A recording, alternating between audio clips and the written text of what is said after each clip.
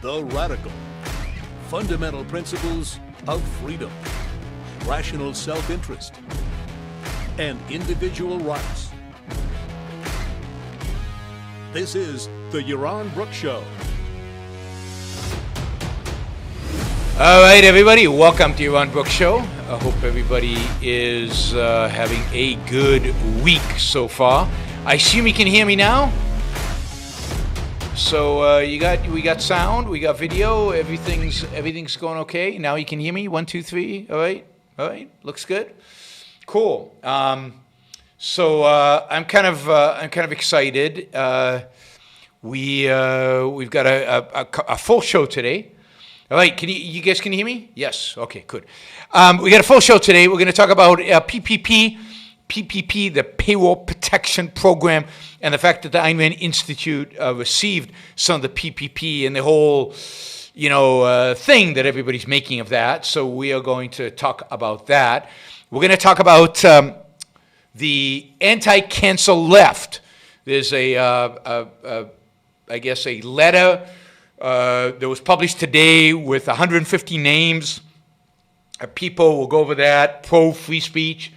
A few people on the left who actually are for free speech. So that'll be interesting. Actually, some people on the right as well. Some left and right, more center than anything else. We'll talk about that. We'll look at the names of the people signing it. It's kind of interesting when these are the people who are defending free speech. And then finally, you guys are going to have to educate me. You're going to have to let me know about this new presidential candidate, because I don't know anything about him. Maybe you can tell me something about Kanye West. Is he worth voting for? What does he stand for? Who the hell is he? He's married to a Kardashian. That's pretty much all I know about him. It just shows you how much I know about popular culture. I guess he's a rapper, but and religious, and wears Make America Great Again hats. But other than that, I know nothing about Kanye. So maybe you guys will educate me about Kanye, and we will get to maybe at that point, we can decide should we vote for him over Trump, Biden? What is the deal here? There's something in the like 1 year with like the Emmys or one of the music things where I don't know. I know nothing about popular culture, so you're gonna have to help me with this Kanye West thing. So let's start with the PPP. Let's start with the PPP. I did have a whole spiel about classical music before. I just want to say the last couple of days I've been into Brahms. I really, really love Brahms's music. Yesterday was Brahms's 4th Symphony. Oh my God! You got to get the right performance of it, with the right energy and the right kaboom to it. But the opening movement of Brahms' 4th Symphony, wow! It just blows you away. Fills you with energy, gets you excited. If you're going to go up on stage, or if you're going to do a show like this, or if you're going to do anything, just put on some headphones and blast Brahms' 4th Symphony. Amazing. I'm sure it's not as good as Kanye West, but it is amazing. And then today, that was yesterday. Yesterday was Brahms' 4th. Today was Brahms' 1st piano concerto. 1st piano concerto. Oh my God. Same thing. Yeah, the whole concerto is fantastic. I'm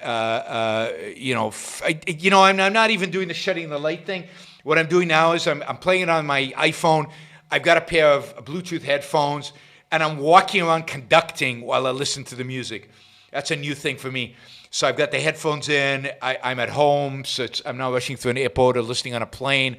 I can wave my hands. I can conduct the music. I play the piano. And it is a blast. Just blast that music on volume, put on the headphones, and my wife has to wave to get my attention because I can't hear a thing. So Symphony number 4, Piano Concerto number 1 today. Tomorrow is going to be Piano Concerto number 2. And then I'm going to go do Symphony number 1, 2, and 3. Or the 4th is my favorite of his symphonies. And then we'll see. We'll see what other Brahms music we're going to do. I think this week is going to be dedicated to Johann Brahms, one of my favorite conductors. Anyway, so I recommend I recommend. You want to really get into the mood and want to really get some energy. You want to really go for it. No Bach. Bach is like, I mean, Bach is okay, but if you want, Brahms is a romantic. Brahms sweeps you in. Brahms carries you away. Brahms fills you with energy. He motivates you, excites you. You're fighting for something, or you're productive. You're doing something. It's energetic. Bach is it's technical and it's slow and it's not my favorite music. What can I say? All right. So yeah, I'm excited about my Brahms period right now. We'll see where we go after Brahms. Oh Jesus, you guys have Brahms violin concerto, absolutely. That'll be part of the thing. Maybe after the piano concertos, violin concerto. You've got the double concerto, the concerto for is it the double? The Beethoven is the triple, right? Yeah. All right. So, somebody recommends a Kanye West film, short film, Runaway. Okay, I'll have to keep that in mind. So, anyway, today I guess the news hit. It was yesterday actually. Yesterday, a report yesterday the government published everybody who received PPP, the Payroll Protection Program, funds from the PPP. It's a loan that if you use the money to pay payroll, the loan gets forgiven. So it's basically a grant from the government. And it was for small businesses of under, I think, 500 employees. And the government published a list of everybody who got a loan, I think above $100,000. So they didn't bother publishing the small loans, the $20,000, $30,000, just the $100,000 and above. And yesterday, Wall Street Journal and others went through that list, and a Wall Street Journal reporter noticed that the Ayn Rand Institute was on the list, that it received a PPP, and immediately tweeted that because to the, I don't know, innocent, ignorant, unthinking mind, that seems like the height of hypocrisy. Here's an institution that doesn't believe in government bailouts, doesn't believe in government spending on any of this kind of stuff, and it is receiving funds from the government. And that, of course, created this massive storm. Anybody from people like the Wall Street Journal, but then, of course, what's his name? Robert Reich had to step in and publish his old video, which really slams Ayn Rand, which I have posted a video response to a few months ago.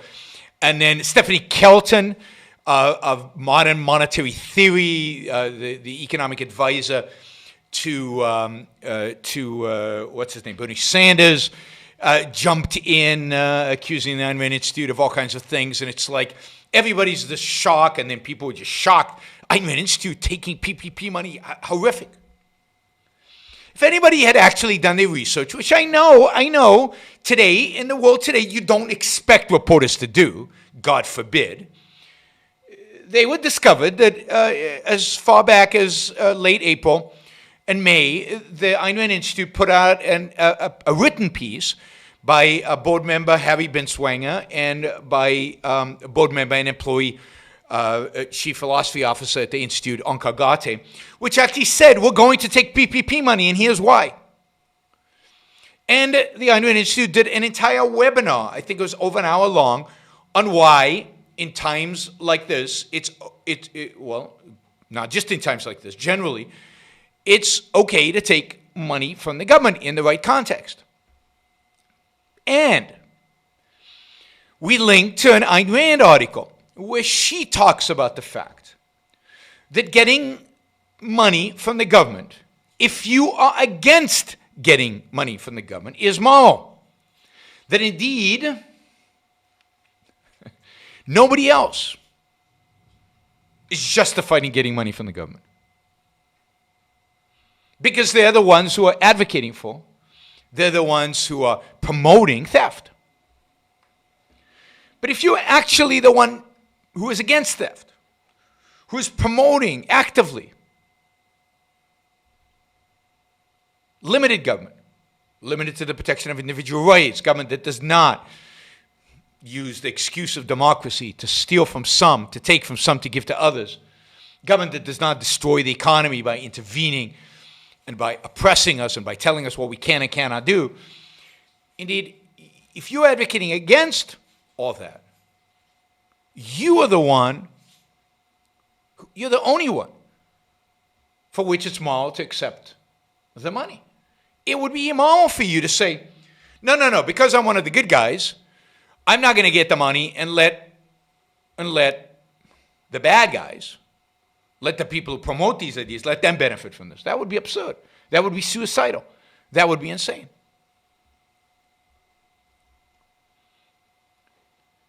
The fact is that the government takes our money. If we can get some of it back, why wouldn't we?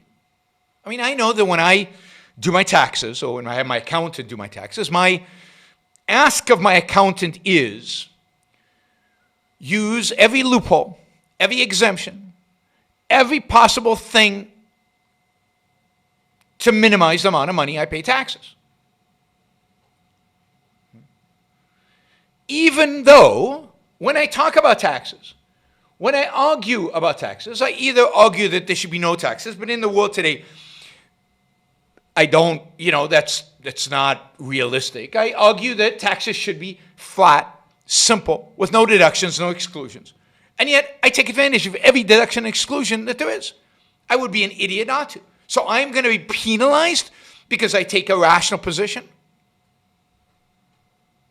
Now, somebody asked, does ARI pay taxes? No, ARI does not. But its employees do, every single one of them. Employees who, during the crisis in March, because we saw a shrinkage of contributions and we didn't know where this was heading, the hours were cut dramatically. And by the way, we'll talk about why we didn't know what was happening and why the economy did as badly as it is and why contributions went down. And PPP is going to pay them salaries. So they pay taxes. They're getting restitution for all the taxes they paid over the years. Our contributors pay taxes. All those contributors who now had to cut their contributions pay taxes. But it's more than that. It's not just the taxes. Taxes is one dimension of this, where we're getting restitution. We're getting some of our tax money back. But it's more than that. The government actively engaged in destroying the economy. Yes, there was a virus. Yes, the virus was pretty horrific. Maybe. Right? Certainly in some places it was. But it is the government, our government, at the federal and state level, that did not get its act together, that held up testing. Indeed, made it impossible for the private enterprise to test, to develop tests, to roll out tests. Treatments are being held up by the FDA, by the CDC. So we have a government that completely, utterly, unequivocally screwed up their response to COVID. And then they screwed it up so badly that the virus got out of control, which led state governments, which had already screwed it up by not testing, testing and isolating and tracking. They had screwed it up, so they shut down the economy. By shutting down the economy, they took away people's livelihood. They destroyed businesses. And there was a good chance they were going to destroy the Iron Man Institute. Because we rely on contributions from people who have businesses, who are now being destroyed through government action. To compensate for this is typical government. You do something statist, which is irrational and immoral, and then you try to compensate it by doing more irrational, immoral stuff, like distributing future savings by printing money and handing it out. Well, as an organization that was advocating for a rational approach to the virus, a rational response that would not have required shutting down the economy, would have not have required isolating everybody at home, would have not have required lockdowns. Suffering as a consequence of what the government had done Why would we not take the money as compensation for the damage they were causing us? Compensation for their irrationality. In a laissez-faire economy, in a laissez-faire world, there would be nobody to get this from. We advocate against government bailouts. We advocate against government stimuli. We advocate against government involvement. And we argue against government prohibitions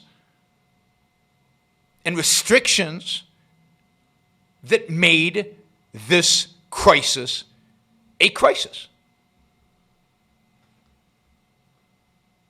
There was no need.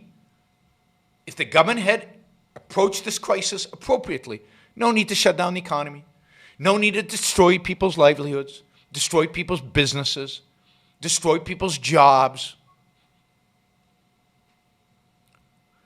There's no need to have a $3 trillion stimulus package and then to tax people in order to pay that stimulus package back because they borrowed all the money or printed all the money. Either way, we're all going to pay for it. Either way, it's taxes on us. And while the Ayn Rand Institute per se doesn't pay taxes, everybody else does, including its employees. So of course she should take the money. While arguing against the government distributing it, you should take it. So only the enemies of capitalism should take their money.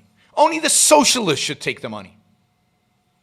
While we all starve, while we all get destroyed, while we all have to fire our employees and have to shut down our businesses. That is ludicrous, suicidal, martyrdom, self-sacrificial.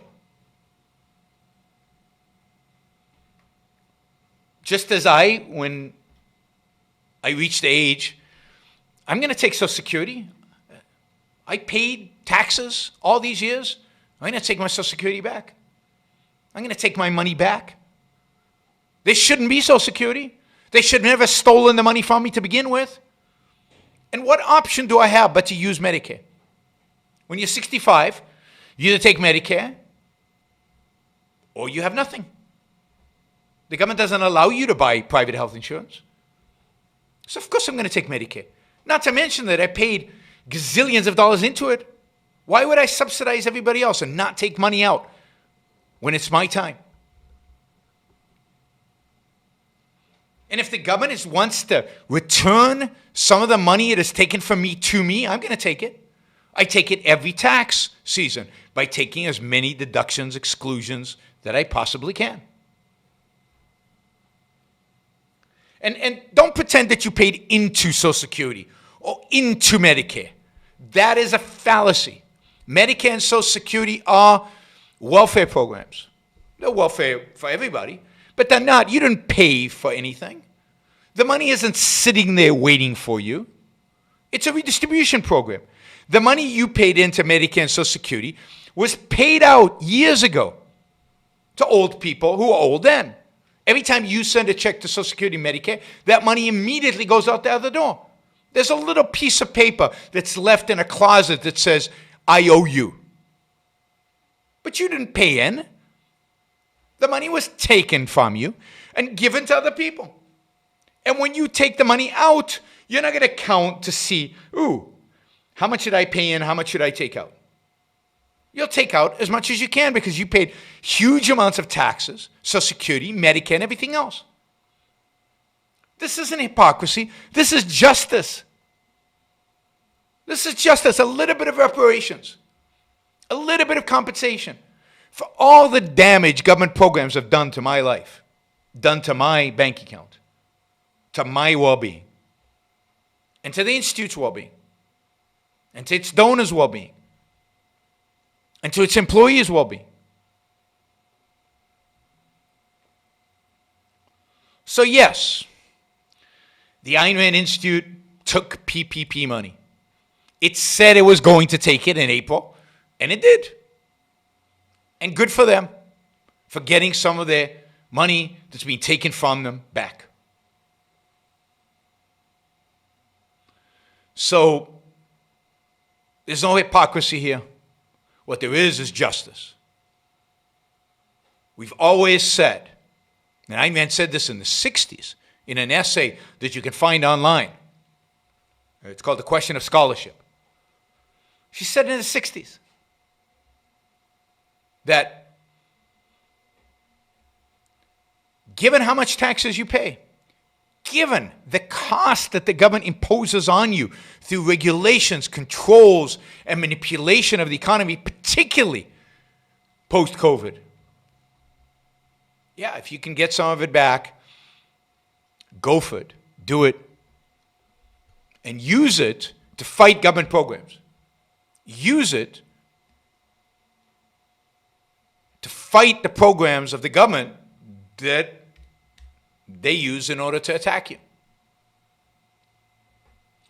So this is partial restitution for all the government-inflicted losses all of us have received.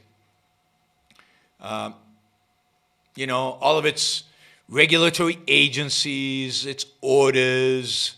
You know, just the fact that there's an FDA out there that is preventing new testing equipment to get out there, preventing or slowing down development of vaccines, not allowing people to take risks and experiment, treatments that could have been developed and have not been developed because think about how your life has been damaged from the existence of just the FDA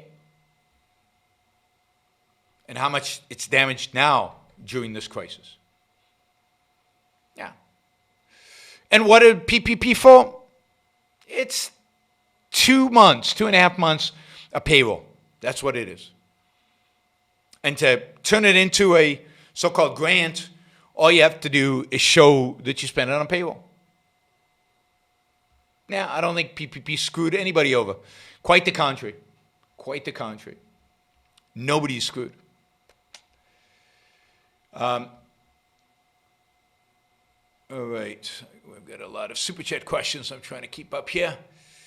So I say to all you pro-capitalists out there, if the government's handing out stuff and you qualify, take it. Take it and use it to live. And use it to fight the government. Don't let only the anti-capitalists benefit. Yeah. As Upton notes in his comment here, he says he alone has paid more in taxes than ARI took. Yeah. So, you know, he's allocated some of his tax money to ARI.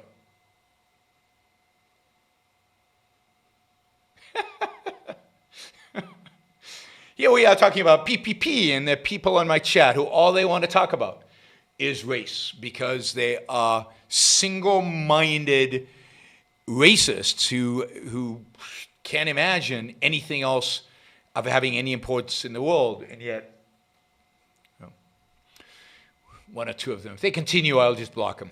That's okay. All right, let's see. Anything else? Let's see if there's any other questions about this particular issue.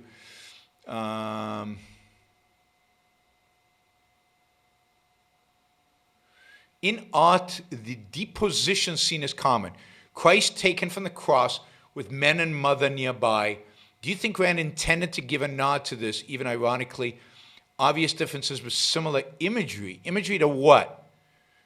You're going to have to, I don't get the question. So you're going to have to add something, maybe a $1 super chat, just explaining to me what you mean. Okay.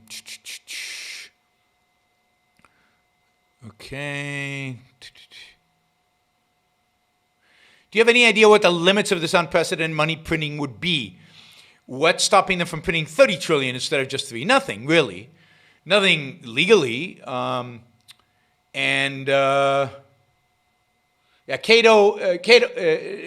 legally is stopping them from 30 billion. I think what's stopping them is just, I don't know, just a sense that maybe there's a limit.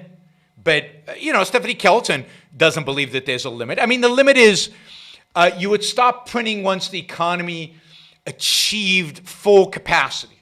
everybody in the economy working, and all the factories are working at full capacity, and there's no idle resources, what they call idle resources. But who gets to decide that? Well, the politicians. Stephanie Kelton gets to decide when we're at full capacity. And when is that? How many trillions does that have to be printed? So they've got kind of a theory on how much should be printed. And notice that Stephanie Kelton's not in power right now, and yet everybody's behaving like she is, right? She's, in a sense, running because this idea of printing money, even she's on one of Biden's economics committees, and yet the Republicans are doing her bidding, right? They're printing as much money as if Stephanie Kelton was Treasury Secretary. So the limit is when the Fed or the government thinks that it's inflationary in some way, and that's what the full capacity, when the money when the economy is at full employment at full capacity, then the idea is that additional money is inflationary. I'm skeptical about that because then you can't explain stagflation of the 70s.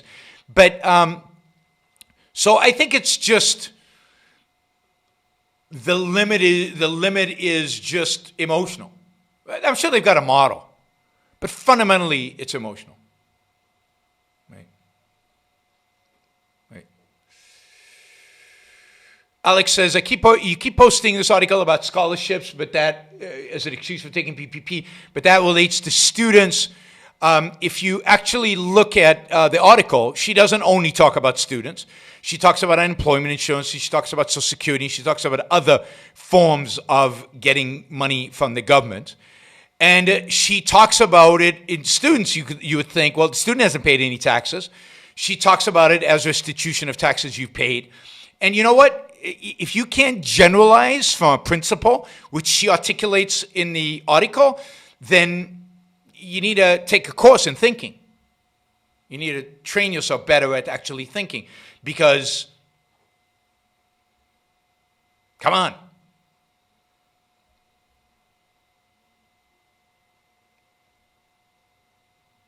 Yeah, no, I don't pay taxes now, and I don't get money from the Institute now, or very little money from the Institute now. That's not my point. But I'm trying not to pay taxes. That's my point. I'm trying to minimize my taxes. So I moved to Puerto Rico. But I don't have a $296,000 salary. And when I did, I paid taxes on it. But I don't anymore. You can check my salary now. It's minimal. So I don't pay federal taxes now. That is my achievement, but I'm not an employee of the Ayn Rand Institute either. So if you want to come after me, come after me. That's great.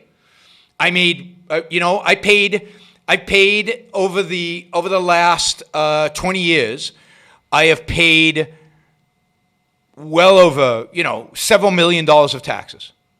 So, just my taxes, what the Institute took in PPP is less than what I paid in taxes over the last 20 years. So, chairmen of the board don't get salaries. I get a small salary. I'm not saying I get zero, but it's small. I get $3,000 a month for helping with fundraising, and I get paid, just for full disclosure, since we're a nonprofit, I get $3,000 a month for help with fundraising, and I get paid per lecture. And the fact is that since the government shut down travel and shut down everything else, I have no lectures. I've got paid almost nothing this year from the Ayn Rand Institute. You can check that. It's all publicly available information. Check when we get the tax returns for 2020, you can check that out. Luckily, I have other income. But right now, I moved to Puerto Rico 2.5 years ago to stop paying taxes. But before that, I paid well over $1 million in taxes over the years. So I'm not sure what you're trying to do. You think you're going to catch me at something? I'm complete open book. I have nothing to hide. Nothing to hide. No shame in what I've done, no embarrassment of what I've done. I'm actually pretty proud of the fact that I can live in Puerto Rico and not pay taxes. Yeah. You guys can't think, or Alex can't think, so he's projecting onto other people. Leonidas says, Cato and Mises did not take PPP. That's too bad. Well, Mises, I'm glad, because I don't like Mises. But Cato should have taken PPP. I mean, it's too bad that Cato didn't take PPP. But leftist think tanks did. So how does that make any sense? How does that make any sense? The Cato contributors don't pay taxes? The Cato employees don't pay taxes? Why is the government now funding, through this PPP, in a sense, supporting organizations that are going to argue for even more government intervention, for even more government involvement, for even more government distortion of the economy? And those who believe in free markets will not have the ability to do that, because they will just suffer the downside of what the government does, but are not willing to be compensated, not willing to take restitution for the damage done to them. I think that's wrong. Now, I get it, a superficial understanding of what it means to have integrity, but this isn't about integrity. This is about justice. And there's nothing wrong with taking money from the government when you're arguing against what they are doing. But yes, you guys can. And again, for all of you who are in doubt, all of you read Ayn Rand's, all of you who are in doubt that Ayn Rand would have supported this, I encourage you to read Ayn Rand's article on scholarships and come back to me and tell me it's only about scholarships.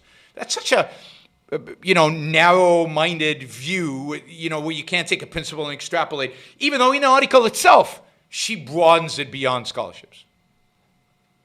But this is the fight we have. The fight we have is in a culture where a lot of people can't do that thinking. All right.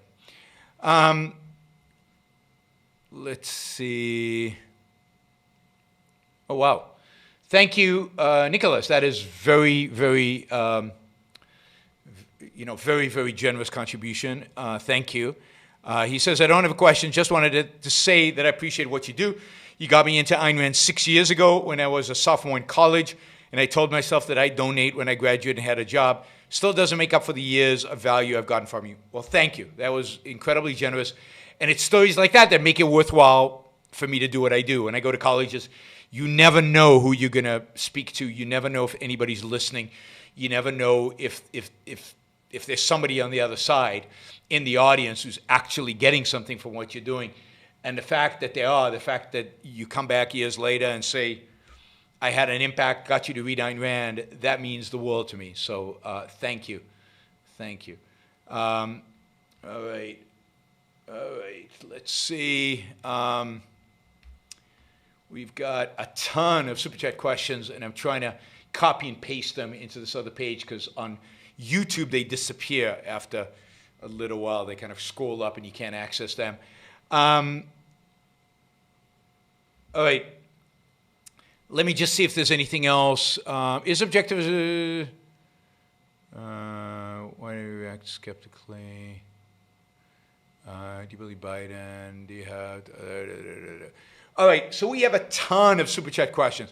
So I'm going to go through some of the other topics, and then I'm going to go over these Super Chat questions. There's some really good ones, and I want to have plenty of time to go over them. So hopefully this PPP stuff said enough about that. San Juan, Yaron. Yes, I live in San Juan, Puerto Rico. What went silent? I don't know what he's talking about. All right, somebody's complaining about me. All right, let's see. What is going on? All right.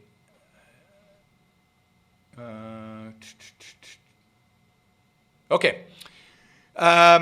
Yes, a letter was published today. A letter it was titled A Letter on Justice and Open Debate.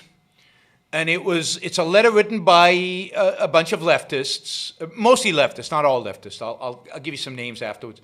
The letter basically says, first paragraph says, yeah, we've got a real moment of trial. There's powerful protests for racial and social justice. They're leading to overdue demand for police reform, wider calls for greater equality, inclusion across our society, higher education, da-da-dum. So kind of saying, look, we agree with the cause, and we don't like Donald Trump, right? So that's paragraph number 1. Paragraph number 2 is basically, look, it's really, really, really important, though, to have a free exchange of ideas. And we need to have this free exchange of ideas, and it's unacceptable to have this cancel culture where people are penalized for having ideas that are different from this. And they give examples: editors being fired for controversial pieces, books are withdrawn for alleged inauthenticity, journalists are barred from writing on certain topics, professors are investigated for quoting works of literature in class, a researcher is fired for circulating a peer-reviewed academic. Each one of these is a real occurrence. So they go through all the examples of people being fired and people being harassed and people being demoted and destroyed because of their points of view. And they say this stifling atmosphere will ultimately harm the most vital causes of our time. The restriction on debate, whether by repressive government or an intolerant society, invariably hurts those who lack power and makes everyone less capable of democratic participation. So a little appeal to altruism. We don't want to defend everybody's right to speak, just the powerless, I guess. The way to defeat bad ideas, and this is good, is by exposure, argument, and persuasion, not by trying to silence or wish them away. We refuse any false choice between justice and freedom, which cannot exist without each other. As writers, we need a culture that leaves us room for experimentation, risk-taking, and even mistakes. We need to preserve the possibility of good faith disagreement without dire professional consequences. If we won't defend the very thing on which our work depends, we shouldn't expect the public or state to defend it for us. So,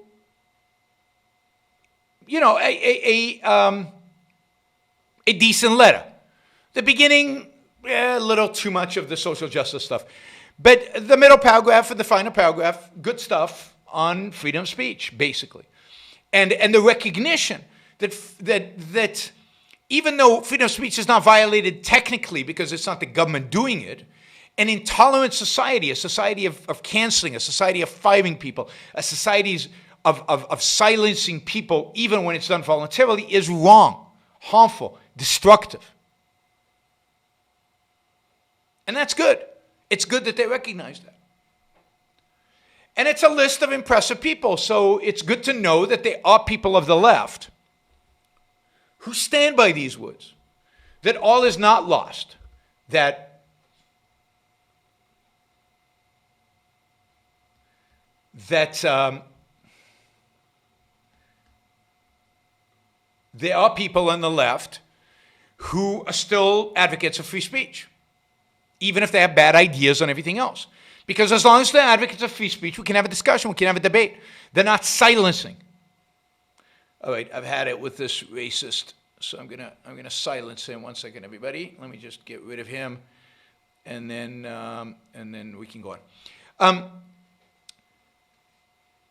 So it's interesting. So mostly leftist, at least one libertarian, Deirdre McCluskey from the University of Illinois Chicago signed this. At least one conservative, John McWhorter, who is a black conservative from Columbia University, who's a very thoughtful guy, signed this. And some cultural figures, I don't know what the politics of, Winston Marsalis signed it. But then, shockingly, and this is why I wouldn't have signed it. I mean, there are other things here that I would have prevented.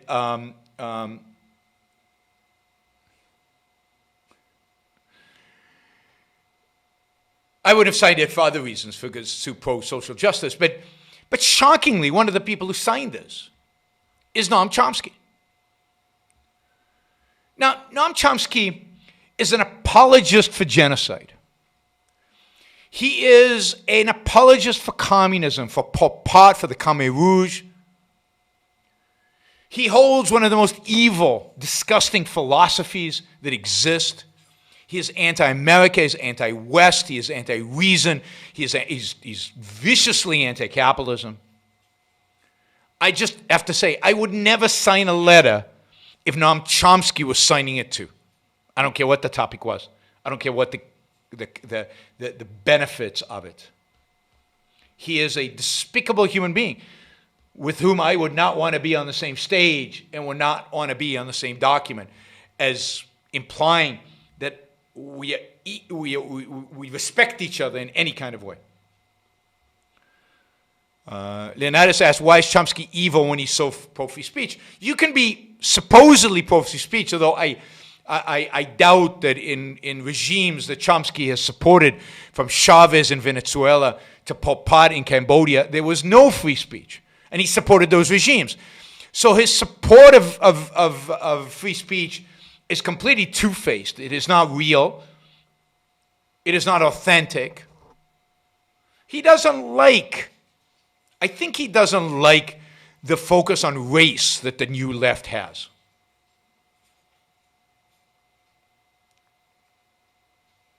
I think that's his problem. I don't think he's pro-free speech. I don't think he believes in free speech. Throughout his career, he hasn't believed in free speech. Right?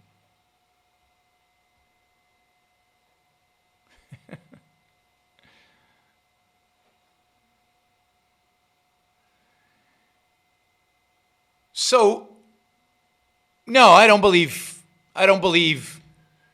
his signature on this. It means nothing. He is beneath contempt. Beneath contempt. But let me give you some other people who signed this. Anne Applebaum, Margaret Atwood, both known leftists. Roger Brookworth from Bard University, also on the left. I assume most of these. David Brooks, who's considered a conservative or, at some point neoconservative, signed this. Let's see, Nicholas Christakis from Yale University. Let's see, who else? Who else you might know? Richard Ford from Stanford Law School. David Frum, another kind of conservative. Francis Fukuyama, who's kind of on the left.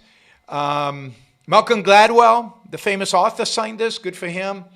Again, I wouldn't have signed it. Jonathan Haidt, NYU Stern, who's kind of a centrist, veering to the left. These are better people. These, some of them, not all of them, but some of them are better people. Certainly, Jonathan Haidt is one of the better leftists, old style liberals. Steven Pinker signed it. Let's see. As I said, Deirdre McCloskey, she's completely, it's weird that she's there because she's a real libertarian. Let's see. Yeah, a bunch of people you'd probably recognize from the news or from Jonathan Rauch, who's from the Atlantic Magazine and the Brookings Institute. Again, one of the more rational left. Oh, J.K. Rowlins signed it. J.K. Rowlins, who there's been an attempt to cancel J.K. Rowlins for a position on transgender. Salman Rushdie, a real hero in my view, who stood up to the Islamists, and there was a famous fatwa against him. Signed it. And let's see. So anyway, an interesting Gloria Steinem, the feminist, Kathy Young, again, more of a libertarian. Michael Walzer is a just war theory professor. He teaches just war theory, I think at West Point. I hate just war theory, but he signed this to his credit. And Matthew, Emily Jaffe, Fareed Zakaria, who's a commentator on the news, and so on. So good for them. It's good to know the people who are willing to sign it, even though most of them I disagree vehemently on pretty much everything. But it's good to see. We saw, a couple of years ago or 3 years ago when there was all the stuff on campuses, the attempt to silence people on campuses, there was a similar letter, signed by mostly leftist professors around free speech. I actually thought it was a little better than this one. So once in a while you see something like this. The question is, would they have written the letter if the only people being canceled were, from the right? So all these people are signing a letter against having leftists cancel other leftists for the most part. Because most of the canceling that's going on right now is of leftists by leftists. So I'm a little skeptical of whether they would be defending Charles Murray or somebody like that speaking on campuses. It's much easier to defend J.K. Rowling, who is one of them, if you will. Okay. They signed a letter against cancel culture. They signed a letter pro-free speech. Pro-free speech. Somebody says the chat is bonkers today. It's usually bonkers, although today it seems a little worse. But that's partially because we got about 250 people watching live at any given point in time. And when the numbers go up, the nuttiness goes up as well. And I can't keep track. So I muted the one racist, obviously racist guy. I can't keep track of anybody else who might be racist there. All right, we answered the Chomsky question. Yes. Okay. Last issue I had was Kanye West is running for president. I'm interested in what you guys think of Kanye West as a presidential candidate. Does anybody know what Kanye West stands for? Somebody writes here, Kanye West is an eccentric mystic. I believe that. He seems to be religious, kind of, maybe, sometimes Christian, maybe, don't know. He will take votes from Biden. Some blacks will vote for him. But he might take votes from Trump, too, because he's like, I make America great again as well. He is too late to be on the ballot. Yeah, he's not going to run. I mean, this is all a publicity stunt. There's no way he's actually going to run, right? I don't know. Let me.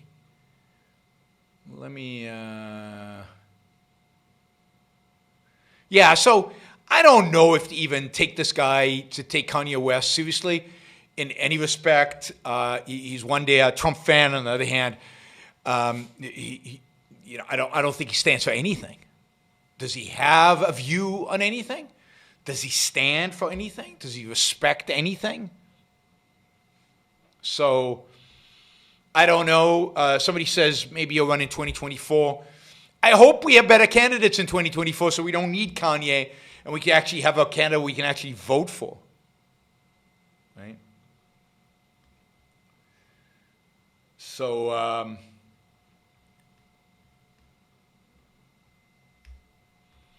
I don't know. So I think it's kind of pathetic. And it shows how pathetic we are right now, where we've got a rapper who, could generate quite a few votes because he's got such a name recognition, a reality TV star who's president, and a senile old man running for presidency.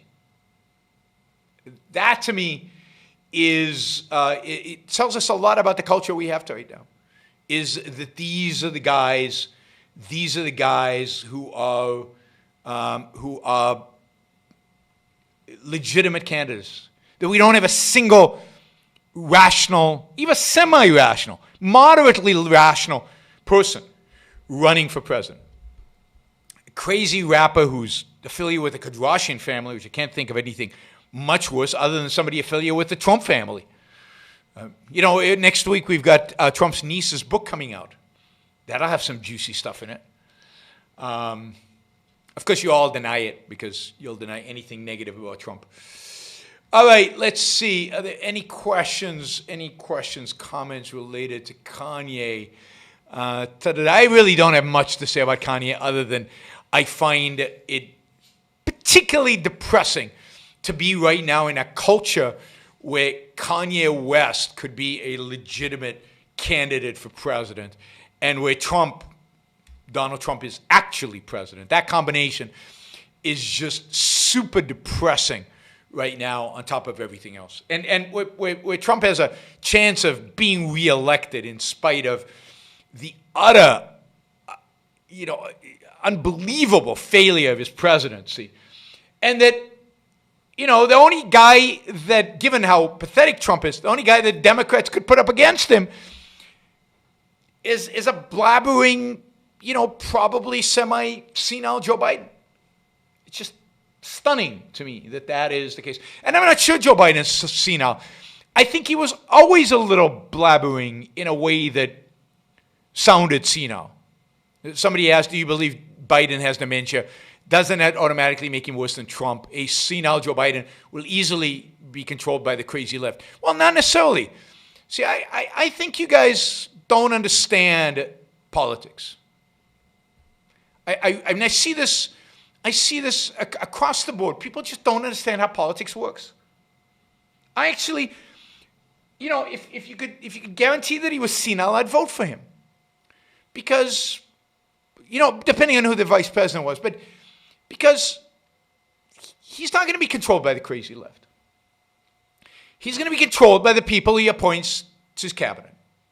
He's going to appoint his cabinet mostly, not all, but mostly centrist people. Because that's what he is, and that's what the Democratic Party knows they need to do in order to govern and in order to be successful in the future. AOC will be thrown a few bones. The only dangerous person in the Democratic Party right now is Elizabeth Warren. I mean, politically. I'm not talking about out there in the streets. I'm talking about real politics, putting bills together, putting bills and passing them, writing executive orders, doing the things that people do in government. They know where the country is. And the country is not on the nutty left. The country is not completely wacko. The country is not supporting the complete insanity. If the Democrats win, it'll be because the country believes, voters believe, that they are center left, not wacky left. And if they govern from the wacky left, they will be eviscerated in the first Senate and House elections in 2022. They will be eviscerated. Pelosi's bad, but Pelosi doesn't believe in anything. Pelosi's not wacky left. Pelosi's power-lusting left. Just like Schumer. Schumer doesn't believe in anything. He's a power-luster. He's not gonna embrace Bernie Sanders. He hates Bernie Sanders, as does Pelosi. Bernie Sanders gets in the way of them having power. Even AOC gets in the way of them having power. Pelosi hates AOC, and AOC hates Pelosi. There's a difference between the grassroots nutty people, and this is true of the Republican Party, right?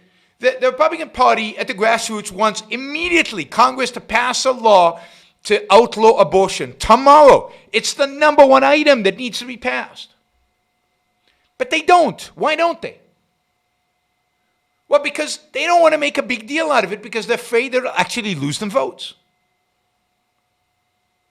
So they haven't done anything at the legislature level in terms of abortion. They've left it up to the courts. Now, the courts have slapped them down. Maybe they'll try something in there. The same will happen with the left. Now, will we move closer to socialized medicine? Absolutely. Will we see taxes go up? Absolutely.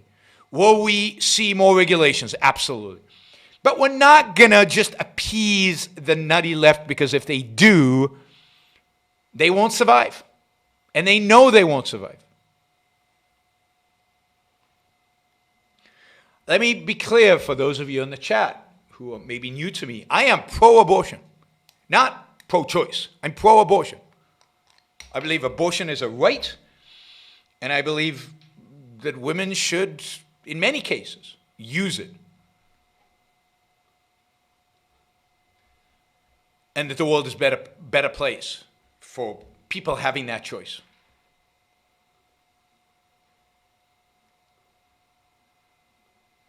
So, politics is very different than what you see in the streets.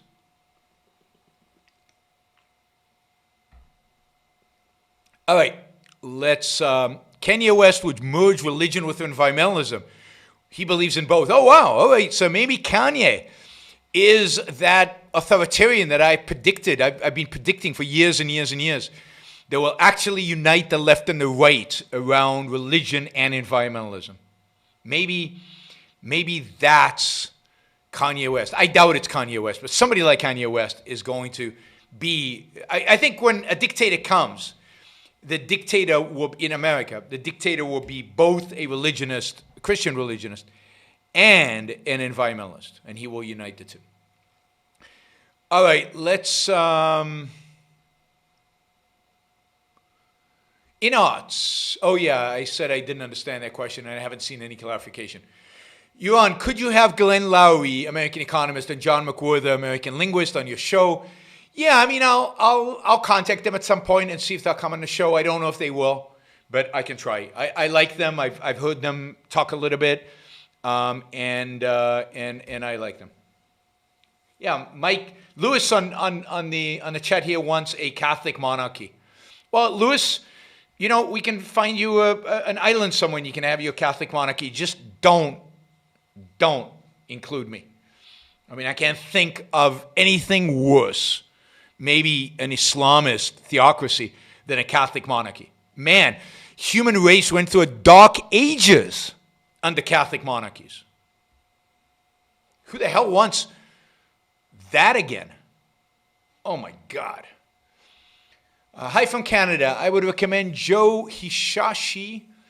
He has some Japanese themes in his soundtracks. They are beautiful. I'd recommend Princess Mononoke. Okay, don't know. I'll keep that in mind. Thank you.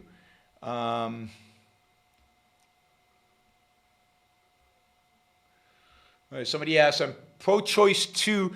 When does a human life acquire civil rights? Seems difficult to reach consensus in that question. Well, you know, civil rights you only acquire when you're much, much older. Civil rights are rights that involve voting and involve your participation in the civil world. The civil rights are subsidiary rights to individual rights. So the real question you're asking is, when do you acquire individual rights? The right to life, liberty, property, and the pursuit of happiness. You acquire individual rights when you become an individual. You acquire individual rights when you're individuated from the mother, when you're separated from the mother, when you're a perceptually evident individual entity separated from the mother. Then you gain rights, which means when you're born. Until then, you're not an individual, and therefore you have no rights. And that's why it's not the business of government to protect you. Up until that point, it is a moral question whether you have an abortion or not, but not a political question whether you have an abortion or not.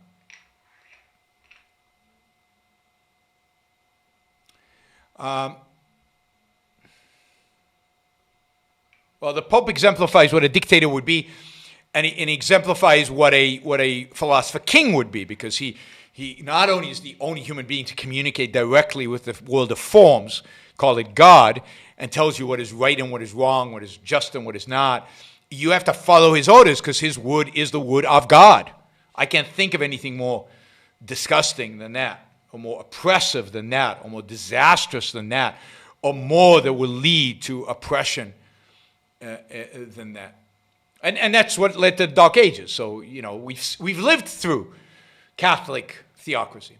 Will all this nihilistic looting and defunding the police ensure a Trump victory? Possibly. If Trump has a shot at winning, because right now it's a long shot, but if he has a shot at winning, it's that the left is going to give it to him. It's going to hand it to him on a silver platter. The American people do not believe in looting. They do not believe in mobs tearing down statues, even if the statues should be taken down. They don't believe in the mob doing it. They don't believe in anarchy. They don't believe in violence. They don't believe in nuttiness. They don't believe in the crazy left agenda. It is not a winning agenda. The left might win elections, but not the nutty left, except if you're AOC in a particular area of New York, which is nutty. She wouldn't win anywhere else. This country will not be socialist. This country will not socialist like that. It'll be socialist from the fascist side. But it will not buy into the nutty left agenda. The country does not believe in Black Lives Matter. It might believe in the term Black Lives Matter and accept the idea that there's police brutality and racism against blacks, and they want to see that stop. But they take the most benevolent, positive interpretation of Black Lives Matter. That's what they believe. They don't actually, no, very few Americans want to defund, in a sense, abolish the police. But that's what the nuts on the left. Actually, tomorrow we're going to do a show on abolishing the police, on defunding the police. But it's not what Americans want. And they wouldn't tolerate that. So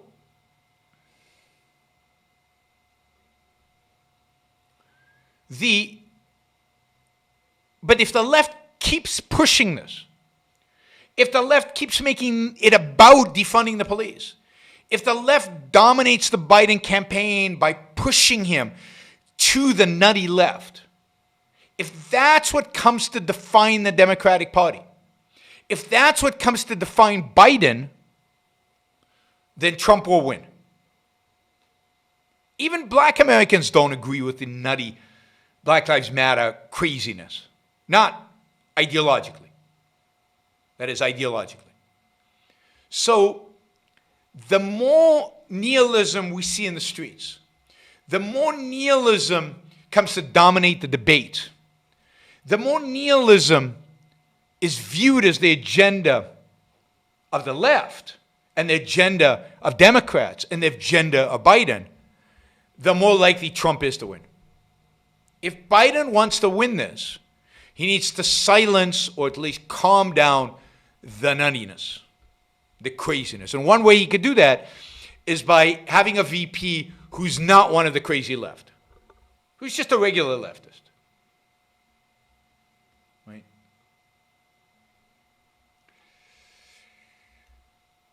All right. Did you have Brahms' Lullaby played to you as a kid?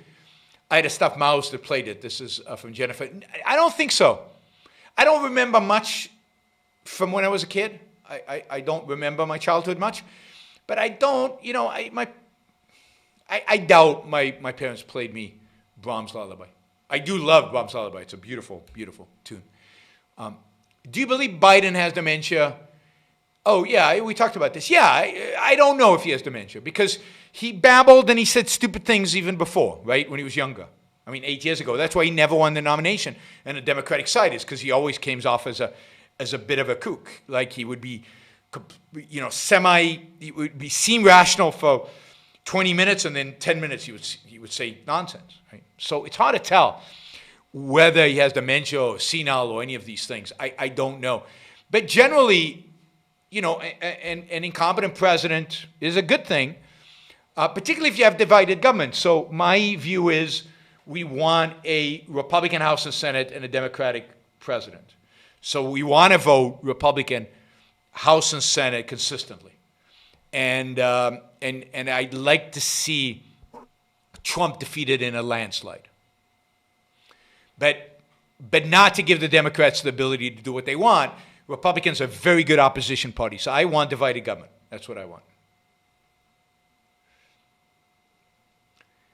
Is objectivism true, or do you think that it's true? If you only think it's true, how is it absolute? Well, I think it's true, and that's absolute. And the only person that matters really is that I think it's true, and I think I can prove that it's true. I think that it's true beyond just me, right? That's why I think I can prove it. But, I don't know exactly what you're asking. Objectivism, to the best of my knowledge, is true. I might be wrong. And that's why I've said objectivism is not the truth.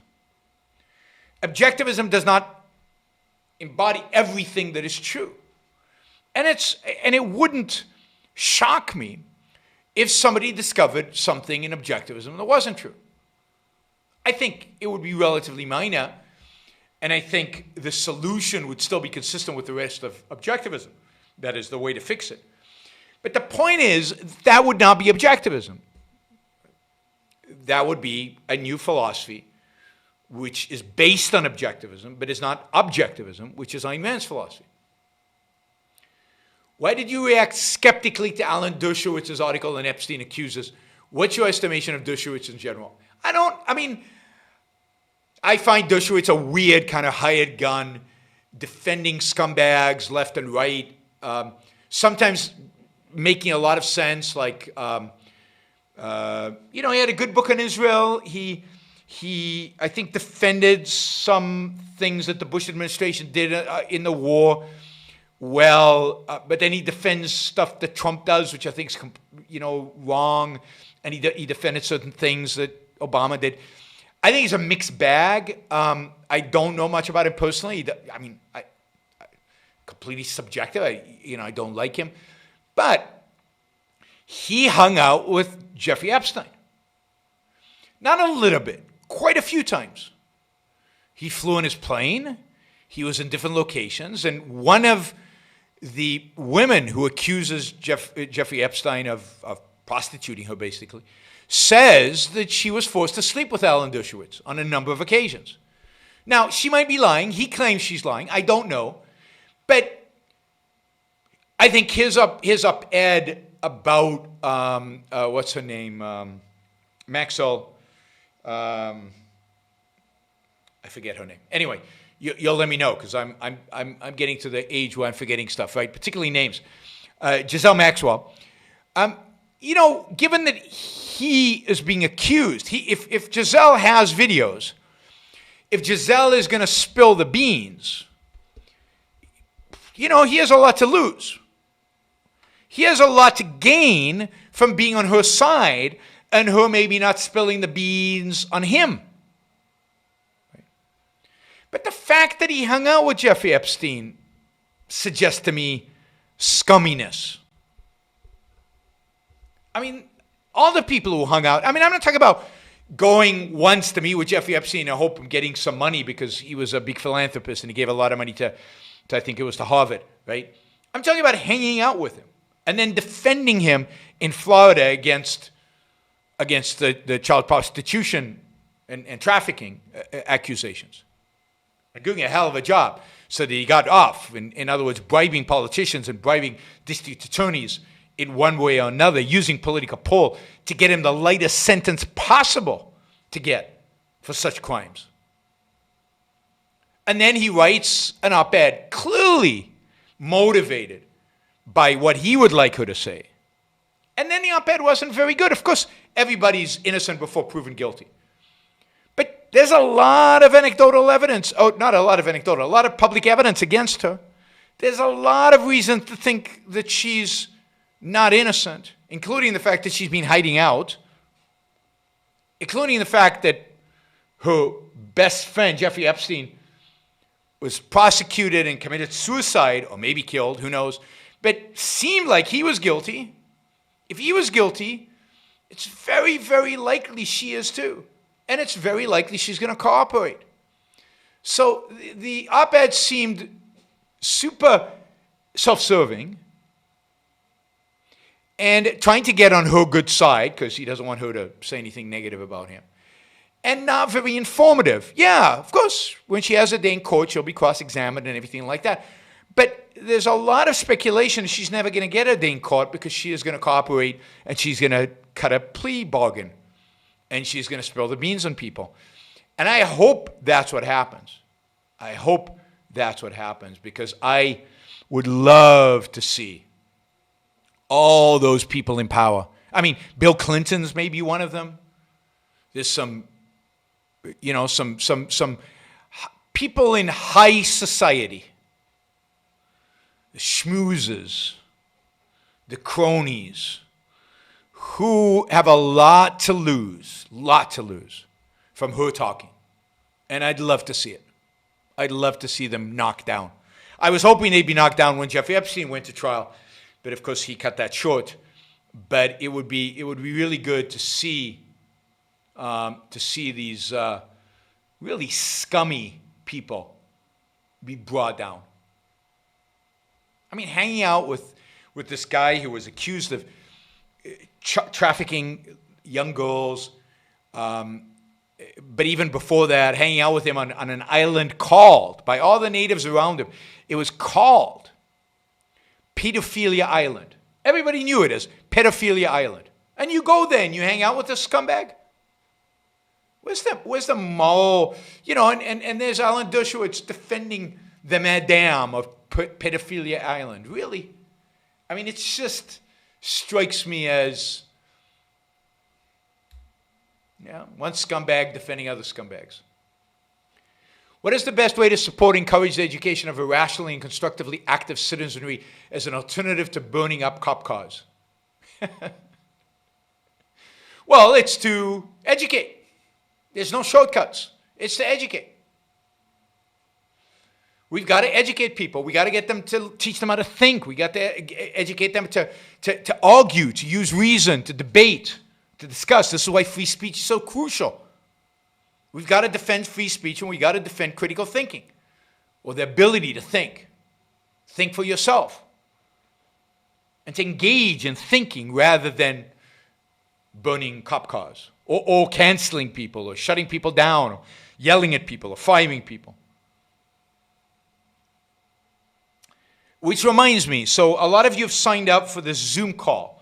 The Zoom call was targeted primarily at young people, although some of you are not so young who've signed up for it. You've sent me emails saying you want to participate. We've got over 70 people who want to participate. We're going to schedule it. I'm working on when to schedule it now. I'll set a time, probably this coming weekend. The challenge is going to be this. And if there are more of you who want to participate, let me know. Send me an email, yaron@yaronbrookshow.com. This is a meeting to discuss creating a movement, particularly of young people, motivated around changing the political world, so motivated around politics. And I want your ideas. It's not a meeting for me to tell you what I think, but I want you ideas. But what I don't want is 45-year-olds or 50-year-olds who know how to change the world, who figured it all out and have got a manifesto and ready to read it at this meeting. I want this really to be motivated and driven by young people. I want it to be new ideas. I want it to be people coming up with things we've never heard or seen before. And the solution cannot be cat videos. And I don't know exactly how to run the meeting. This is the challenge I'm facing. With 70 people, what can we achieve? So I'm thinking about doing breakout sessions. You know, there's this feature on Zoom where you can break everybody up into groups. So we might do that. But basically what I want is to give you an opportunity to speak, and I want you to give you an opportunity to learn about each other. I think the solution to that might be to create like a Facebook group where you guys can start talking, chatting, interacting, and building and making something. But I don't want to suggest that until you guys need to suggest that. So I want those of you who are going to participate to think about how we operationalize this. How we go from a meeting with 70, 80 people who are going to be, some of the people there, I'm sure, are going to be crazy. Some of the people there are going to be, nuts and are going to have crazy ideas. Some of them are going to be older and already have an agenda. Some of them are going to be just have good intentions but don't know what to do. Jesus, this guy's getting on my nerves. One second, let me just mute this guy. So what I really am looking from you is, how do you want to operationalize that? So start thinking about things like Facebook groups, or maybe it's a WhatsApp group, or maybe it's a Twitter group. I don't know. You guys are young. You guys know what the best way for you to communicate about this in the future, right? Sorry, Alicia, I did not mean to offend you. And let me define young. I don't know. I'm going to define young as under 40 for the purposes of this exercise, right? For other purposes, it's under 60. For this purposes, it's under 40. And I'm not saying all of the non-young people have an agenda. I'm just saying some of you do, because I know some of you. But I want you to come into the meeting with some proposals, not in terms of what are we going to do, because we're not going to do anything tomorrow. I want you to come into the meeting with some proposals for what is the next step. How do we move this forward in a constructive way so we can keep the conversation going and we can start building something of meaning, right? I think I'm going to hide this user too. Hiding users with frog things. I don't do anti-Semites. So that is and it's a global movement. So we've got a bunch of Israelis, we've got some Europeans, probably some South Americans. So, it doesn't have to be an American movement. This is the beginning. What I want this to be is not a libertarian movement, not an objectivist movement. I want this to be a pro-individual rights political movement, primarily driven by young people, which does not require you to agree with everything in objectivism, and it does not require you to believe in a separation of state from economics. It does not require you to be all out on the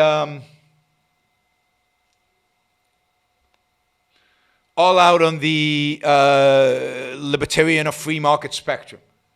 But a respect for individual rights. A respect for individual rights should be the starting point. And then you can have debates about what that means and how to apply it. But that would be such a huge improvement if we had a political movement here that respected individual rights and, referred to the Founding Fathers and the founding documents, but knew how to apply it into the future, and knew how to use technology in order to encourage it. Right? That's the kind of movement I would look for. Right? And that's what I'm hoping we can create. All right. I keep hearing Shapiro refer to the left as disintegration left. Do you think he has read Ominous Parallels? Well, but I don't think the Ominous Parallels is where Leonard Peikoff talks about disintegration and attributes it to the left. I think it's in DIM.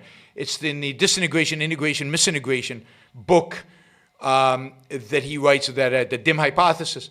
So, has Shapiro read the DIM hypothesis? I'd be shocked if he has. So I'm not sure where he's getting that. Maybe for me, maybe not. I don't know. I think, he might listen to some stuff I do. I know he's listened to some of my lectures. He might have gotten it from me. He might have just come up with it by himself, because it is true that the left, one of its not easily, but one of its features that's just out there is that it's completely disintegrated. It has no integrating principle. Somebody asked, how do we sign up for the Zoom call? Also, maybe Zoom call can be organized, if needed, by the price system, more on air for those who contribute on money, like Super Chat. I'm not doing that. It's too complicated. So I'm trying to do something. Really, really simple. I'm trying to not do something complicated. Just keep it simple, keep it straightforward, and we'll see how it works. So again, what I want is something that actually moves us towards the next step, towards creating some kind of group in which you guys can talk to each other more freely. So you can sign up to the Zoom call by sending me an email with the title of the email should be Zoom, and that's it. And then I'll put you into the email list who will get Zoom credentials to sign in when we have the meeting. Let's see.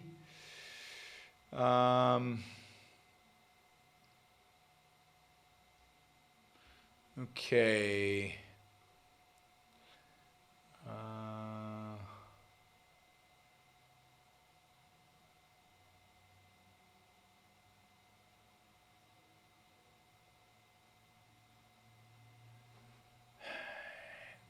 All right. What are your thoughts on creating offshore businesses? Since you have been around the globe, example Georgia, are there any businesses you see that can be created overseas? America is getting crazier every day. Yeah, I mean, I'm all for offshore businesses. I mean, where you do it, what kind of business, that really depends on, what you're interested in and what kind of business you want to create. That will determine where you want to place it, where you want to put it. America is getting crazy. Part of the problem is, though, that you will be taxed on your worldwide income as an American citizen. So you really have to talk to a good attorney and a good tax lawyer to figure out, if you're going to do something offshore, how to gain the most out of it, how to benefit the most from it. Otherwise you'll make a lot of mistakes. So it's complicated, and I would recommend talking to professionals. Atlas Shrugged, and I love Georgia. I think Georgia's a great place. So to the extent that Georgia's a place where you can start a business, good, but it depends what kind of business. Not every business is appropriate to start in every location, right? Atlas Shrugged has been published for over 60 years and we're losing more than ever. Does this show corrupt and worthless? Most people are. Well, it shows how corrupt the educational system is. It shows how degenerate the educational system is and how it's almost impossible. How it's almost impossible to get anywhere and to do anything with regard to the educational system. To people's minds. And if people are not taught to think, if people are not taught to focus on facts, on reality, if people are ignorant of history, then it's very hard for them to grasp Atlas Shrugged. So I'd say it's primarily the fact that the educational system is so bad that lots of people read Atlas Shrugged and just don't get it. They have no clue. And some people get it for a little while, and then they're too weak to sustain it. But it's education. Education. Thoughts on Trump-Pompeo attempt to ban TikTok? Yeah, I mean, I think it's horrible. I mean, to ban any business. The fact that the business is owned by a Chinese company makes no difference. They don't do anything to harm the United States. TikTok is not an enemy of the United States. The government should not be involved in banning businesses or agreeing to businesses, approving businesses or not approving businesses. If it's got Chinese propaganda, just ignore it. Why do you, it's called freedom, speech, just, it's not the job of government to decide what Chinese propaganda is or isn't. It's your job. Don't pay attention to propaganda. What do you think of the long-term impacts of China impacting youth in America with technology? I think minor as compared to the impact of American teachers and American intellectuals and American professors impacting youth in America with technology. That is, I'm much more concerned about Fox and CNN, about teachers in high school, about professors at university, and what they're doing to the American minds than TikTok, than some videos on TikTok. I'm much more concerned about Black Lives Matter and the nuttiness on the left and the craziness on the right and BAP, Bronze Age perverts and so on. I'm much more concerned about their impact on the young than I'm concerned about, TikTok in China. How much worse can the Chinese ideas be than what Americans are advocating for today? Right? So there's no, I have no problem with TikTok. I mean, I don't like it. I wouldn't use it. I don't subscribe or whatever. But in terms of banning it, you're going to ban every service you don't like. You're going to ban every ideological movement that offends you. You're going to ban anything in the name of protecting our children, my poor children. You're going to be influenced by TikTok and then when you come. Yeah. Your children can grow up in a great environment and still be nuts. You're not going to, you can't control that. They have free will and they're exposed to stuff beyond your control, whether you ban it or not. Is the opposition to taking government money similar to pacifism? Yeah, it's self-destructive. It's not from the same intellectual roots, maybe. I have to think about that. But it's certainly the same in that it's self-destructive. You're sacrificing yourself for what?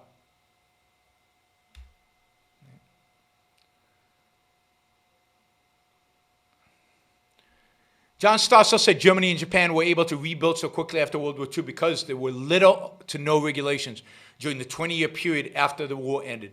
Is this true? Could socialism and capitalism both exist in a voluntary and property irrespective society? Oh, that's the second question. Whoops. So is it true that there was very little regulation? I mean, yes and no. In some areas, there was more regulation.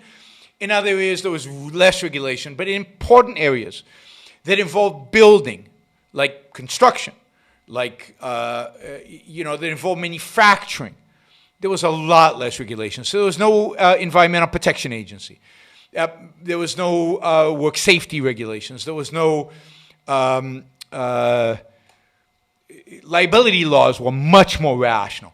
So there were a lot fewer lawsuits. So the cost of regulations. On the other hand, there were explicit regulations were worse. So the banks' business model was more heavily regulated. Airlines' prices were regulated on airline tickets.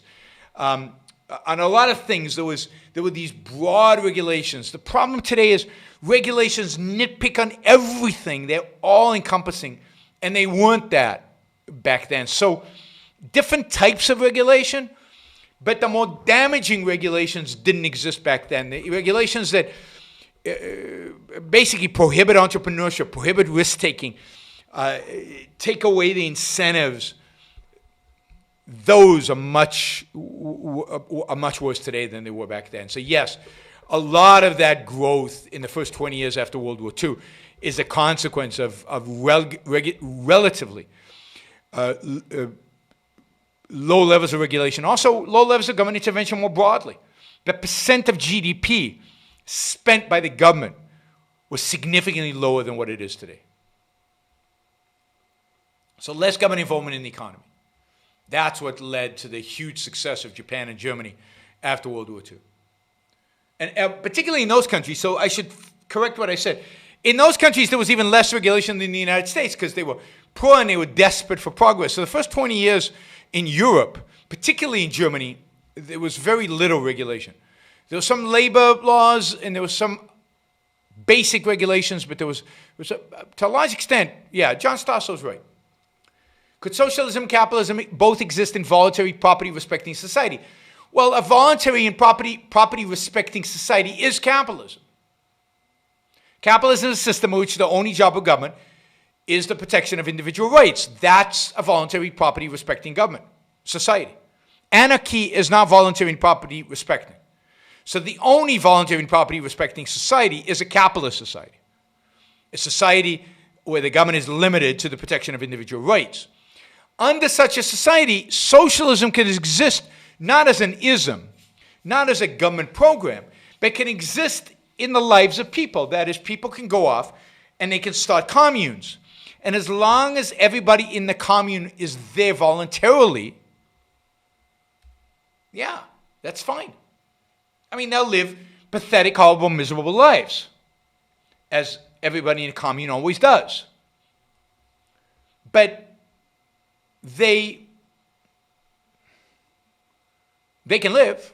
That is, the system of capitalism does not outlaw socialists, does not outlaw communes, does not outlaw the group owning property. It just says they can't coerce, they can't force other people to participate. That the only means in dealing with other people is voluntary. Force is never acceptable. Ooh, somebody called me a socialist, a fake capitalist. That's pretty funny. Why do you think BAP calls himself a pervert? I mean, he calls himself a pervert to shock. He calls himself a pervert because he probably is. He calls himself a pervert because he's a nihilist. And the nihilists relish perversion. They relish breaking things. They relish going against any grain possible. So, but to a large extent, he does it in order to shock you, in order for you to ask the question. Because he wants you to understand that he's outside of the mainstream. He's outside of what's acceptable in society. He's outside of the norms. He's going to say things that are going to truly shock you. He's not right or left. He's BAP. Now, I think he's just a wacky, conventional, uninspiring, reactionary pervert, ideological pervert. So I'm not impressed. But he wants to impress you. Somebody says West is a creative independent, deserves credit for opposing Democrats, politically clueless, a BAP type, rejects the left, ugliness, style over substance. All right, I'm not sure why he's a BAP type. BAP is really a nihilist. I don't get the sense from you that Kanye West is a nihilist. And I deserve credit for opposing Dems. You don't deserve a lot of credit for that. That seems pretty obvious. Is David Pakman the best leftist commentator? I don't know. I don't watch enough of his shows to tell. I watch his shows sometimes to understand their views, and he seems quite reasonable in comparison. Yeah, I mean, I think he is. I mean, the fact that he had me on a show several times suggests that. But I don't know enough about the different commentators on the left to be able to tell you if he's the most reasonable. But he certainly seems like like he is reasonable, at least to some extent. All right.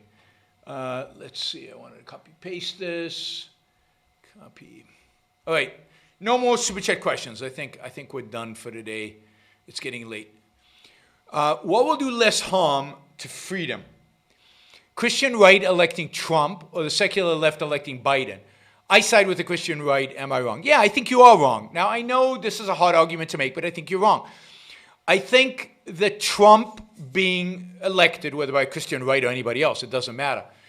Trump, another 4 years of Trump, will basically eviscerate any goodness in the Republican Party and will set us up for the Republican Party becoming a nationalized, not just a Christian, right, but a Christian nationalist party. Just like Ronald Reagan brought Christianity into the Republican Party and embedded it into the core of the Republican Party.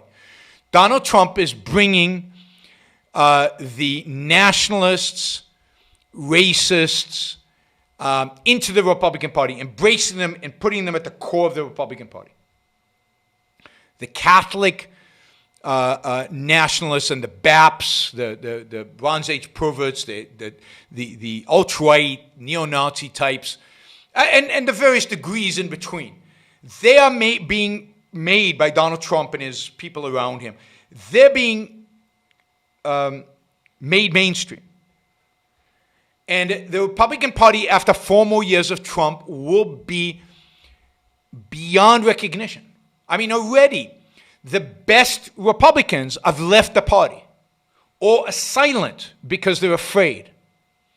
And the worst elements in the Republican Party, the Catholic nuts over at First Things, or this new American Compass think tank that Aaron Cass has started, which I'll do a program about. The nationalists, all the variations of statists, the Tucker Carlsons of the world, who want to destroy private equity and financial markets and have a socialist agenda, economic socialist agenda. Those are the people who will define the Republican Party for generations to come. And you'll have them, the status of the right versus, the wacky status of the right versus the wacky status of the left. And indeed, another 4 years of Trump will only make the left worse. They will become more and more radicalized, more and more wacky. If Biden loses, the answer will be, you see, we tried a mainstream Democrat, and he lost. We need to abandon the mainstream. We need to abandon the center left. We need to go all out crazy left. So if Trump wins another 4 years, my prediction is that we get 2 political parties that are both statist, authoritarian, and nutty, and nothing else. And that's the end of America. That is the end of America. Biden buys us time. Biden's an idiot. Biden stands for nothing. And Biden, the left will try to manipulate him, but I talked about that before. The left also wants to win, so the left can't go too far to the left. The thing about Donald Trump is he's not a strategist. He's not a tactician. He has no long-term strategy. He doesn't give a damn about the long term. The left does give a damn. They're not going to succumb to the craziness on the left. They're going to try to hold up Biden as a center-left candidate. They'll do a few things. They'll move us towards more socialized medicine. They'll sign up to the Paris Accord. They'll move us a little bit, just like Obama did. But it wasn't the end of the world. It wasn't a complete nuttiness. And that'll give time, if Trump is thoroughly defeated, for the right to reorganize around alternative principles. That's the only hope we have. If Trump wins, this country's lost. The only hope we have is that Biden wins, the Republican hold the Senate, and it buys us another 4 years to reorganize, maybe get somebody like Nikki Haley, maybe get somebody even better than Nikki Haley, maybe get some competent semi-pro-free market advocates who can win. But the Trumpists are a disaster. And if they win, and if they come to dominate all of the Republican Party and all of its candidates, this country is finished. This country is finished. And I'm told my rationale is deeply flawed. I mean, that's great. You might want to, sometime explain why. I mean, I like the ad hominem attacks. You're wrong. Okay, facts, evidence. I've laid out exactly what I think. I've laid out why. I've laid out the rationale. I've laid out the concretes. I've laid it all out. Now it's up to you to challenge me. And there's a super chat feature. You can write as much as you want. And you can challenge me anytime. Anytime. Yeah, I'm not your conspiracy theory nuts. I'm talking about somebody who actually has a question. Okay, neo-reactionaries like Menicius Moldberg argue that corporations like Apple are monarchies with accountable leadership. He argues the world should be a patchwork of corporate governments with freedom of immigration. He's a nutcase. He's a nutcase. Monarchies are disasters. We've had a patchwork of corporate government, of monarchies. City-states, small states with monarchies. And it was a disaster. It was constant warfare. The peasants, the ordinary people, were constantly oppressed, harassed, enslaved. Aristocracy, monarchies are fundamentally anti-individual rights, anti-life, anti-human life.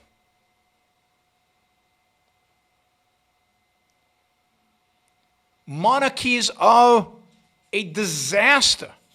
There's a reason why the American Revolution was against a monarchy. Moberg and Bapp and all these reactionary nuts who read Hans Hoppe, who is a racist nut, think that, weren't the Dark Ages wonderful when we had monarchies and we had little city states and everything was just fantastic.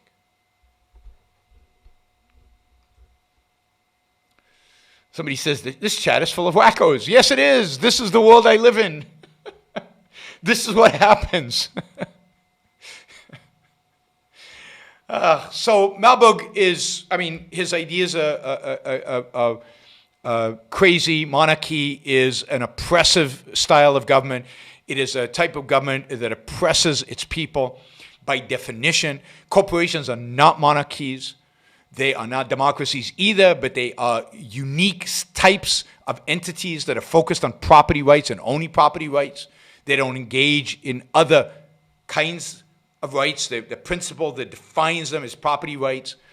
And therefore, the owners determine who will be running the corporation. But corporations don't pass laws. They don't enslave their people. They don't determine what is good or bad legally. They can hire and fire you, but they can't put you in jail. Monarchs can.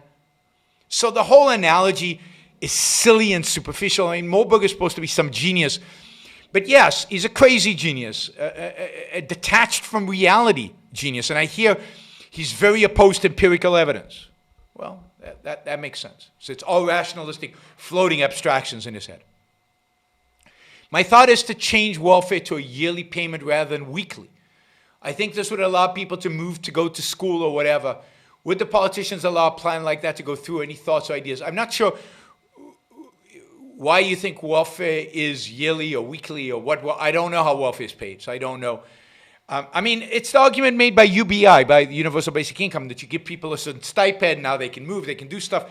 And there's a logic to that. Certainly UBI is far superior to the patchwork of welfare that we have today.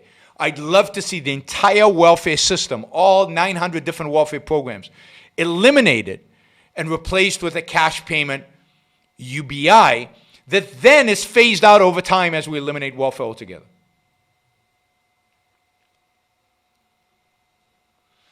But I'm not sure if that's what you're proposing, so I'm not sure exactly what the proposal is. Ideological movements have to go through periods of derision until their message sinks in. Objectivism's unwillingness to be regarded as freaks is their Achilles heels. I mean, what are you talking about? We are considered freaks. I mean, Ayn Rand was considered a freak. Just read the popular press's commentary on Ayn Rand. Popular ideological movements do have to go through periods of derision. We've gone through a period of derision that's lasted over 60 years now. I mean, just go back and read newspaper articles about Ayn Rand. Read newspaper articles about objectivism today, about Ayn Rand today. Yes, you need to go through a period of derision because people can't grasp new truths. And we're going through it. So I don't know our unwillingness to be regarded as freaks. We are regarded as freaks. It's just we're not freaks. That's where we're unwilling. We are, we advocate for philosophy, for an ideology. And therefore we do so rationally, not in a wacky way, in a freaky way. That doesn't help. But derision is part of our lives, part of what we do, part of the world in which we live. Jennifer says, we're all super freaks. I like that. Sorry if you've already covered this, but you said to email you for Zoom call. What is your email? Yaron@yaronbrookshow.com. Also, who is your favorite president in U.S. history? George Washington, because he left after 2 terms, and he was just a human being, a good guy. I mean, there have been other good presidents. I think most of the founders were pretty good presidents. But I'm not an expert in American history. My understanding is that Cleveland was a good president. Coolidge was a good president. But again, I'm not an expert. What is the threshold granting a government actions that would usually be violations of rights? Well, but ethics of emergencies applies to individuals. It applies to the ethics of you as an individual in an emergency and how you should live. The government's action, if they initiate force, that is a violation of rights. If you can't find a connection between the government's use of force and self-defense and the protection of rights, wow, the nuts all over the chat, then it's a violation of rights. Then it's a violation of, government uses force in war, but the force has to be in protection of rights. Otherwise, it's a violation of rights. The police uses force, has to be in the process of protecting rights. Otherwise, it's a violation of rights. And the exact nuance there, the details of that requires legal philosophers to figure out due process and all these things which are tricky.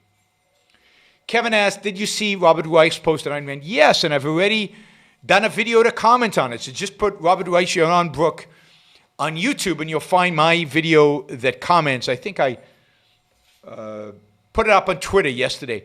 So I've already commented on that video. The video was posted months ago and I commented on it months ago. So Robert Reich's video is awful and I gave it the treatment it deserves. All right. It's almost 2 hours. I'm gone. Thanks, everybody. Hope you enjoyed the show. Don't forget to like. Only 104 likes, 243 watching.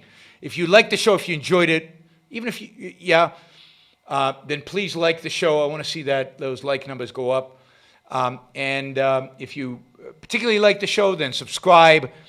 And finally, if you appreciate what I do, if you think what I do adds value to your life, adds value to the world that you live in, then I'd appreciate the support. You can support me on yaronbrookshow.com/support. You can do so on Patreon, Subscribestar, and Locals. And of course, to all of you who already support me, whether through Super Chat or one of those other 4 channels, thank you, thank you, thank you. You make this all worthwhile. And for those of you who like to tell me stories about how I helped them discover Ayn Rand or change their lives or something like that, thank you for doing that. It always makes my day, and it makes doing all this worthwhile. So thanks, everybody, and see you. See you maybe tomorrow, but certainly Thursday.